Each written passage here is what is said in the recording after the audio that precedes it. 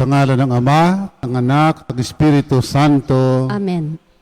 Sumainyo ang Panginoon. At sumaiyo. Mga kapatid, aminin po natin ang ating mga kasalanan upang tayo maging marapat gumanap sa banal na pagdiriwang.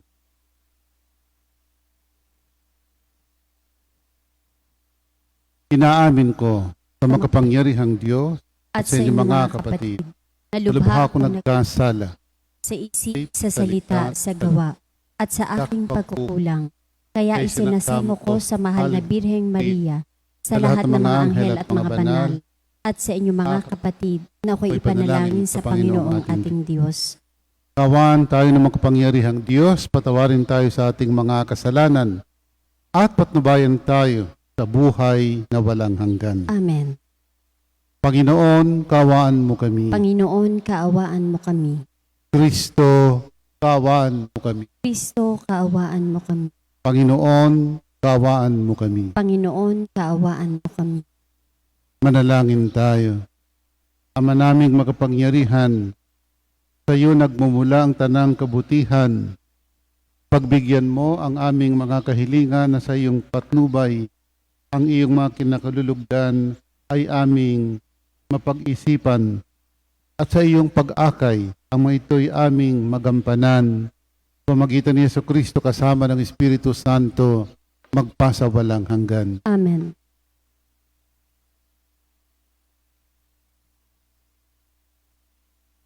Pagbasa mula sa ikalawang sulat ni Apostol San Pablo sa mga taga-Korinto. Mga kapatid, ang aming pagtitiwalang ito sa Diyos ay sa pamamagitan ni Kristo. Kung sa aming sarili lamang ay wala kaming sapat na kakayahang gawin ito. Ang Diyos ang nagkaloob nito sa amin. Niloob niyang kami maging lingkod ng bagong tipan, tipang hindi nababatay sa kautosang natititik, kundi sa Espiritu.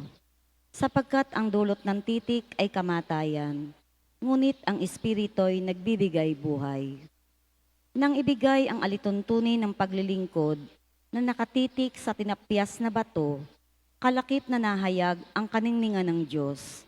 Ano ba't hindi matingnan ng mga Israelita ang mukha ni Moises, bagamat ang kaningningang ito'y lumipas. Kung ang paglilingkod na batay sa kautosang nakatitik na nagdala ng kamatayan ay dumating na may kalakip na kaningningan, gaano pa kaya ang paglilingkod ayon sa Espiritu? Kung may kaningningan ang paglilingkod na nagdudulot ng hatol na kamatayan, lalo pang maningning ang paglilingkod na ang dulot ay pagpapawalang sala. Dahil dito, masasabi natin na ang dating ningning ay wala na sapagkat nahalinhan ng lalo pang maningning. Kung may kaningningan ang lumilipas, higit ang kaningningan noong nananatili magpakailanman. Ang salita ng Diyos. Salamat sa Diyos. Salmong tugunan. Diyos na makapangyarihan, ikaw ay tunay na banal. Diyos na makapangyarihan, ikaw ay tunay na banal. Ang poon na ating Diyos ay lubos na papurihan, sa harap ng trono niya'y sambahin ang ngalang banal. Diyos na makapangyarihan, ikaw ay tunay na banal. Si Moises at Aaron, mga saserdote niya, at si Samuel na may lingkod na sa kanya ay sumamba. Nang ang puoy dalanginan, dininig naman sila. Diyos na makapangyarihan, ikaw ay tunay na banal. Ang puon ay nagsalita sa gitna ng mga ulap, sila naman ay nakinig, utos niya ay tinupad. Diyos na makapangyarihan, ikaw ay tunay na banal. O poon na aming Diyos, sinagot mo sila agad, at ikaw ay nakilalang Diyos na mapagpatawad, ngunit pinagdurusa mo kung ang gaway hindi tumpak. Diyos na makapangyarihan, ikaw ay tunay na banal. Ang Diyos nating Panginoon, dapat nating papurihan, sa banal na bundok, niya sambahin ang kanyang ngalan. Siya'y ating Panginoon, siya'y ating Diyos na banal. Diyos na makapangyarihan, ikaw ay tunay na banal.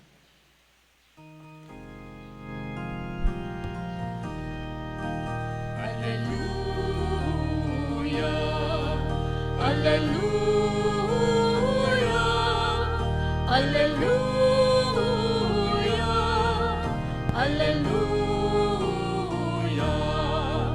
Panginoon, ituro mo, ngayong landas ay sundin mo, sa pagtahas at totoo. Alleluia. Alleluia. Hallelujah. Alleluia.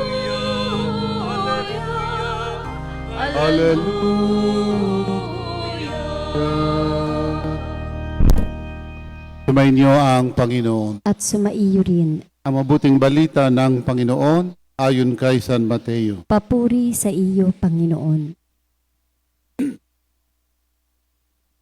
Noong panahon yun, sinabi ni Jesus sa kanyang mga alagad, huwag ninyong akalaing naparito ako upang pawalang bisa ang kautusan at ang mga aral ng mga propeta. Naparito ako hindi upang pawalang bisa, kundi ipaliwanag at ganapin ang mga iyon.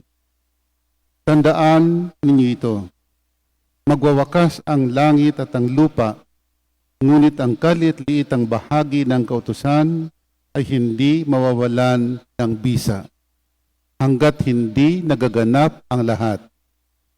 Kaya't sino mang magpawalang halaga, kahit sa kaliit-liitang bahagi nito, at magturo ng gayon sa mga tao, ay bibilang na pinakamababa sa kaharian ng Diyos. Ngunit ang gumaganap ng kautusan at nagtuturo, natuparin iyon, ay bibilang na dakila sa kaharian ng Diyos. Ang mabuting balita ng Panginoon. Pinupuri ka namin, Panginoong Hesukristo. Gandang umaga po. Muli, inuulit ko na yung unang 5 aklat sa Lumang Tipan, ang tawag po natin doon ay aklat ng mga kautusan. Ito pong tinutukoy ni Jesus. The Book of the Law. Itong mga aklat na ito ay nagbibigay ng maliwanag na gabay sa mga tao, kautusan ayon sa batas ni Moises. At ito ang basihan ng kasunduan ng Panginoon at ang lahi ni Abraham. Kung tinatawag nating covenant, kasunduan. Ang kasunduan ay sumunod kayo at kayo'y aking aalagaan. To obey the Lord and the Lord will take care. Yung lahi ni Abraham. Dito po sa Ebanghilyong binasa natin, dalawa ang dapat pagtuunan ng pansin. Una, ang tungkol sa mga batas. Ang hindi pagsunod nito at ang pagtuturo na hindi sundin. Sa kabilang dako naman ay ang pagsunod at ang pagtuturo na sundin. Sinasabi ng Ebanghelyo, ang sino mang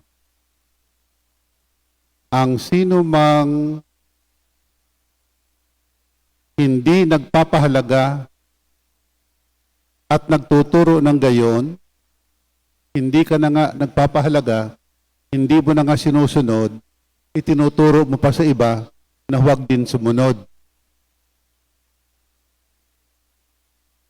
May mga tao kasing hindi na nga gumagawa ng mabuti, kundi gumagawa ng masama, hindi pa nakukontento sa paggawa ng masama, inaakit pa yung iba na gumawa din ng masama.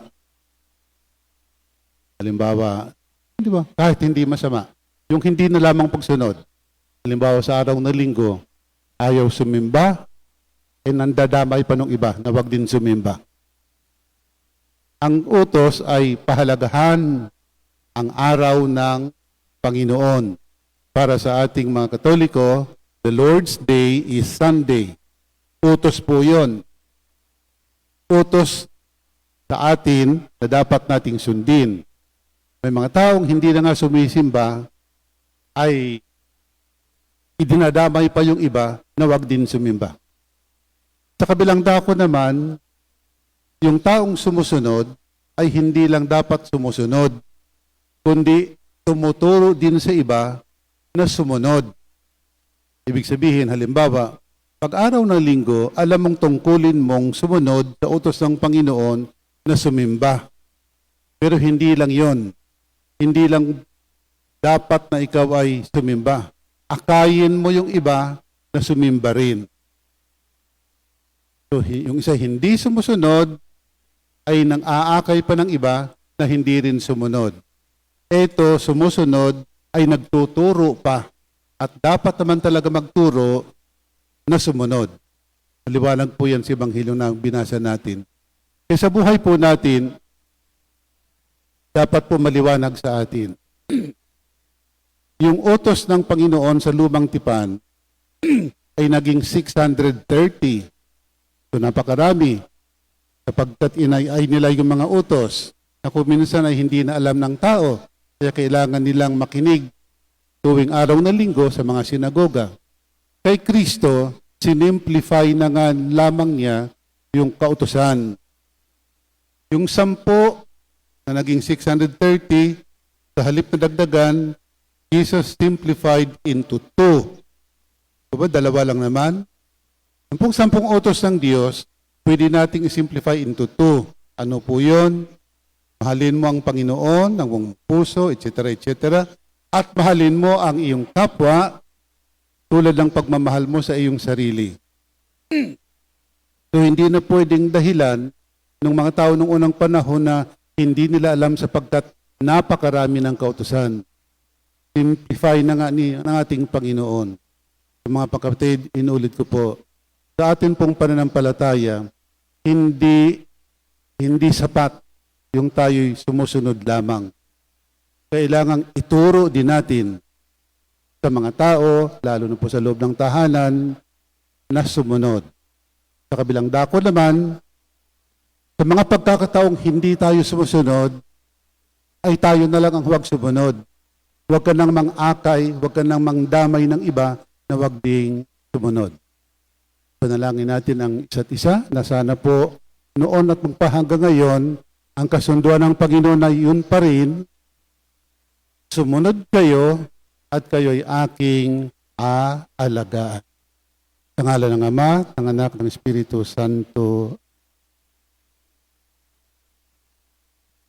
Mga kapatid, ipinapangako ng Diyos ang kaligayahan sa mga sumusunod sa Kanyang mga batas at sa mga naghahangad sa Kanya ng buong puso.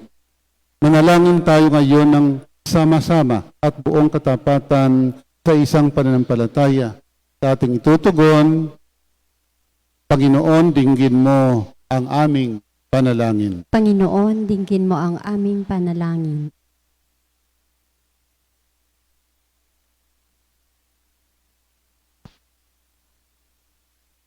Ang Santo Papa at mga obispo, sa pamamagitan ng kanilang pagtuturo at pamumuhay, naway humikayat sa kawan na sumunod sa pamamaraan ng pag-ibig ni Kristo. Manalangin tayo sa Panginoon. Panginoon, dinggin mo ang aming panalangin. Ang mga pamilya ng mga bansa, naway higit na magsumikap at maging masigasig upang makamit ang kapayapaan at matatag na mapanatili ito. Manalangin tayo sa Panginoon. Panginoon, dinggin mo ang aming panalangin. Ang mga mag-asawa, naway makadama ng alab ng pag-ibig ng Diyos sa kanilang pagsasamahan. Manalangin tayo sa Panginoon. Panginoon, dinggin mo ang aming panalangin. Ang mga may sakit at mga matatanda, naway lumakas ang kalooban sa pamamagitan ng mga salitang nakaaaliw at may katiyakan mula sa mga kumakalinga sa kanila. Manalangin tayo sa Panginoon. Panginoon, dinggin mo ang aming panalangin. Ang mga tapat na yumao, naway mamasdan ang mga bagay na hindi nakikita ng mga mata at hindi naririnig ng mga tenga. Manalangin tayo sa Panginoon. Panginoon, dinggin mo ang aming panalangin. O makapangyarihan at walang hanggang Ama, naway liwanagan ng iyong batas ng pag-ibig ang aming buhay at pamalagiin mo kaming nasa matuwid na landas patungo sa iyong kaharian. Hinihiling namin ito sa pamagitan ni Kristong aming Panginoon. Amen.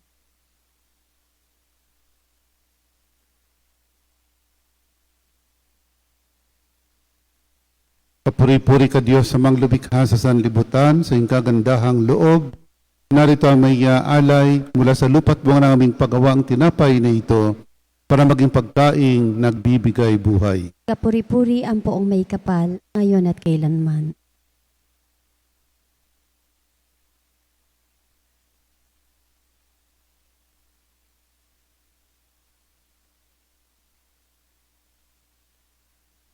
Papuri-puri ka Diyos sa mga lumikha sa sanlibutan.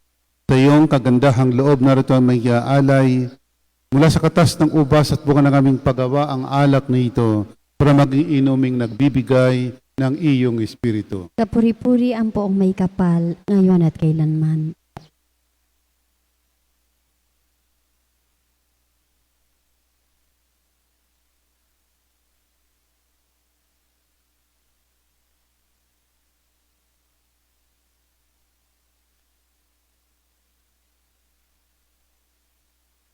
Manalangin kayo mga kapatid upang paghahain natin ay kalugdan ng Diyos, amang makapangyarihan. Tanggapin nawa ng Panginoon itong paghahain sa iyong mga kamay, sa kapurihan niya at karangalan, sa ating kapakinabangan at sa buong sambayanan niyang banal. Ama naming lumikha, tunghayan mo at kalugdan ang paglilingkod na aming ginagampanan upang aming nihahain na iyong marapatin at ang aming pag-ibig ay iyong pag-alabin. Sa pamagitan ni Jesucristo kasama ng Espiritu Santo, magpasawalang hanggan. Amen. Sumainyo ang Panginoon. At sumaiyo rin. Itaas sa Diyos ang inyong puso at diwa. Itinaas na namin sa Panginoon. Pasalamatan natin ang Panginoong ating Diyos. Marapat na siya ay pasalamatan. Ama naming makapangyarihan, tunay kang marapat ka aming pasalamatan sa pamagitan ni Jesucristo naming Panginoon. Siyang salitang katuwang matkapiling, yung lahat ng umiiral ay iyong likhain. Siya sinugo mo para kami sa gipit palayain, kaya siya kinalingan ng mahal na Birhen na naging kiniginang totoo sa kapangyarihan ng Espiritu Santo. Inako niyang sundin ang loob mo at kamti ng sambayan ng banal para sa iyo. Pinagtiis siya ng iunat sa krus ang kanyang mga kamay upang magwakas ang kamatayan at mahayag ang pagkabuhay. Kaya kaisa ng mga anghel ang sisiawit ng papuri sa iyo, nang walang humpay sa kalangitan kami nagbubunyi sa iyong kadakilaan. Santo, Santo, Santo, Panginoong Diyos ng mga hukbo, napupuno ang langit at lupa ng kadakilaan mo. Osana sa kaitaasan. Pinagpala ang naparirito sa ngalan ng Panginoon. Osana sa kaitaasan.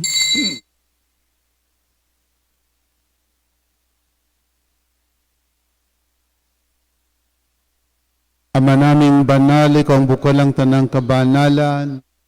Kahit sa pamagitan ng Espiritu gawin mong banal ang mga kaloob na ito upang para sa aming maging katawan at dugo ng aming Panginoong Hesukristo. Bago ito pinagtiis ang kusang loob na maging handog, hinawakan niyang tinapay, pinasalamatan kaniya, pinaghati-hati na yon, niabot sa kanyang malagad at sinabi, tanggapin niyo lahat ito at kanin. Ito ang aking katawan na hahandog para sa inyo.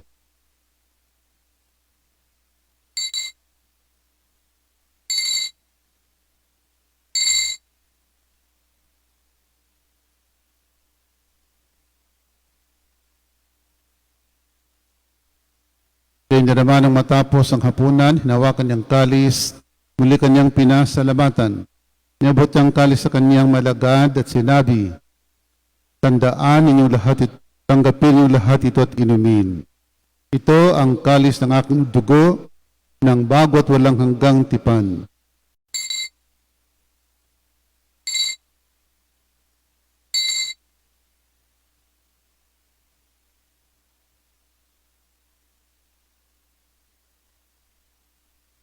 Ipagbunyi natin ang misteryo ng pananampalataya. Si Kristo'y namatay, si Kristo'y nabuhay, si Kristo'y babalik sa wakas ng panahon. Ama, ginagawa namin ngayon ang pag-alala sa pagkamatay at muling pagkabuhay ng iyong anak. Kaya tiniaalay namin sa tinapay na bibigay buhay at ang kalis na nagkakaloob ng kaligtasan. Kami nagpapasalamat dahil kami iyong minarapat at tumayo sa harap mo para maglingkod sa iyo. Isinasamo namin kaming magsasalo-salo sa katawan at dugo ni Kristo'y mabuklod sa pagkakaisa sa pamamagitan ng Espiritu Santo. Ama, lingapin mo yung simbahang laganap sa buong daigdig. Puspusin mo kami sa pag-ibig. Kaysa ni Francisco naming Papa, ni Gilbert naming Obispo at ang Tanang Kaparian. Alalahanin mo rin ang mga kapatid naming nahimlay na may pag-asang sila'y muling mabubuhay. Kaya hindi na lahat ng mga pumanaw. Kawan mo sila at patuloyin sa iyong kaliwanagan. Kawan pagindapatin kaming lahat na makasalo sa iyong buhay na walang wakas. Kaysa ng Mahal Birheng Maria na Ina ng Diyos, kaysa ng Puwang San Jose na mga apostol at ng lahat ng mga banal na namuhay dito sa daigdig ng kalugod-lugod sa iyo. Ipagdiwang nawa namin ang pagpupuri si kararangal mo sa pamagitan ng iyong anak na aming Panginoong Hesukristo. Sa pamamagitan ni Kristo kasama niya at sa Kanya, lahat ng parangal at papuri ay sa iyo, Diyos amang makapangyarihan, kasama ng Espiritu Santo, magpasawalang hanggan. Amen. Amen. Amen. Tatagubili naman ang kagagaling na utos sa turo ni Jesus na Panginoon natin at Diyos, awitin natin ang Ama namin. Ama namin, sumasalangit ka, sambahin ang ngalan mo, mapasa amin ang kaharian mo, sundin ang loob mo dito sa lupa para nang sa langit. Bigyan mo kami ngayon ang aming kakanin sa araw-araw. At patawarin mo kami sa aming mga sala para ng pagpapatawad namin sa nagkakasala sa amin. At huwag mo kaming ipahintulot sa tukso at iadya mo kami sa lahat ng masama. Hiling namin kami adya sa lahat ng masama, pagkalooban ng kapayapaan araw-araw, iligtas sa kasalanan, at ilayo sa lahat ng kapahamakan. Samantalang aming pananabikan ng dakilang araw ng pagpapahayag ng tagapagligtas naming si Hesukristo. Sapagkat iyo ang kaharian at ang kapangyarihan at ang kapurihan magpakailanman. Amen. O Panginoong Hesukristo, sinabi mo sa iyong mga apostol, kapayapaan ang iniiwan ko sa inyo. Ang aking kapayapaan binibigay ko sa inyo. Tunghayan mo aming pananampalataya at huwag ang aming mga pagkakasala. Pagkalooban mo kami ng kapayapaan at pagkakaisa ayon sa iyong kalooban, kasama ng Espiritu Santo, magpasawalang hanggan. Amen. Ang kapayapaan ng Panginoon ay laging sumainyo. At sumaiyo rin. Bigayan po tayo ng kapayapaan sa isa't isa. Peace be with you. Kordero ng Diyos na nag-aalis ng mga kasalanan ng sanlibutan, maawa ka sa amin. Kordero ng Diyos na nag-aalis ng mga kasalanan ng sanlibutan, maawa ka sa amin. Kordero ng Diyos na nag-aalis ng mga kasalanan ng sanlibutan, ipagkaloob mo sa amin ang kapayapaan.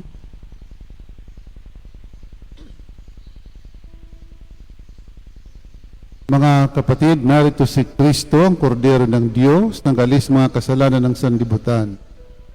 Mapalad tayong nanyayahan sa kanyang piging. Panginoon, hindi ako karapat-dapat na magpatuloy sa iyo, ngunit sa isang salita mo lamang ay gagaling na ako.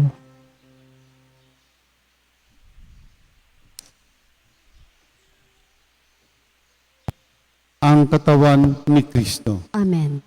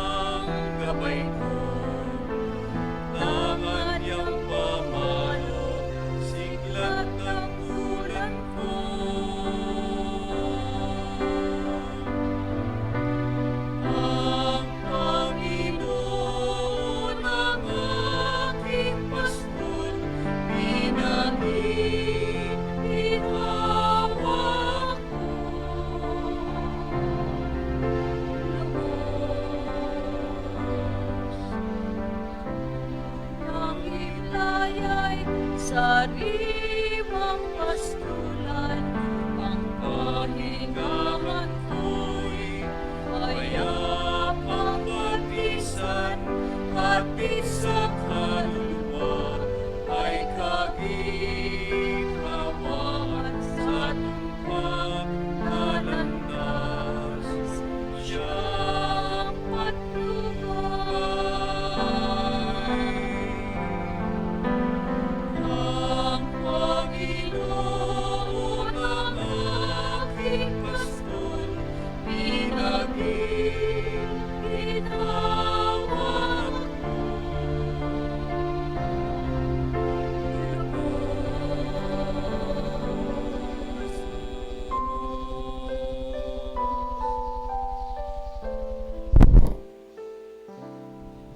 Manalangin tayo. Ama naming mapagmahal, ang pagganap sa iyong pagbibigay kagalingan ay pumawi nawa sa aming mga nagawang pagsuway at magdulot nawa ng iyong mga kinalulugdan. Sa pamagitan ni Jesucristo kasama ng Espiritu Santo, magpasawalang hanggan. Amen. Sumainyo ang Panginoon. At sumaiyo rin. Pagpalain ka ng makapangyarihang Diyos, Ama, Anak at Espiritu Santo. Amen. Tapos na po ang ating pagdiriwang. Humayo kayo mapayapa upang ang Panginoon ay mahalin at paglingkuran. Salamat sa Diyos. Pagdagang San Jose, pinakasi, kami sa inang pumuni. Ang pag-ibig namin pagdagang kailanman di matutuhagi. Ama naming